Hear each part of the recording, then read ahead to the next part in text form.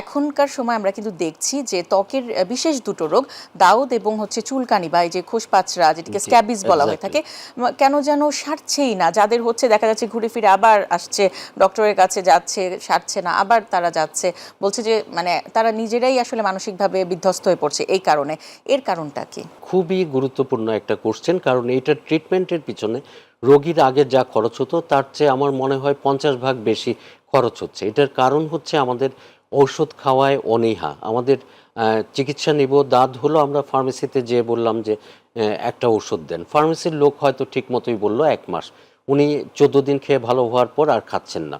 এইভাবে এক পর্যায়ে এখন ফাঙ্গাল ইনফেকশনে ড্রাগ রেজিস্ট্যান্ট আমরা হয়ে গেছি, যার কারণে ট্রেডিশনাল যেসব ওষুধ ফ্লুকোনাজল, টার্বিনাফিন আমরা লিখি সেগুলো কোনো কাজ করছে না।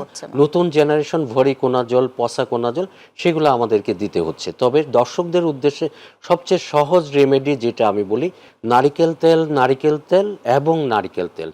এই কথাটা বলার উদ্দেশ্য, আমি প্রচুর পেশেন্ট ভালো করেছি যারা ড্রাগ রেজিস্ট্যান্ট এরকম ফাঙ্গাল ইনফেকশনে ভুগছে, শুধু দিনে 4-5 বার নারিকেল তেল মালিশ করে।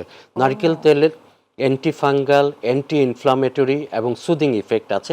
নারিকেল তেলে এক ধরনের অ্যাসিড থাকে যেটা সহজেই ফাঙ্গালের যে সেল মেমব্রেন ফাঙ্গাসে সেটাকে ডিস্ট্রয় করে। এটা নিয়ে রিসেন্টলি অনেক বেশি রিসার্চ হচ্ছে, ইনশাল্লাহ খুব সহজেই আমরা ফাঙ্গাল ইনফেকশন কন্ট্রোল করতে পারবো। স্ক্যাবিসের ক্ষেত্রে, পাঁচড়ার ক্ষেত্রেও সেই একই কথা, ডোজটা ঠিক মতো হচ্ছে না।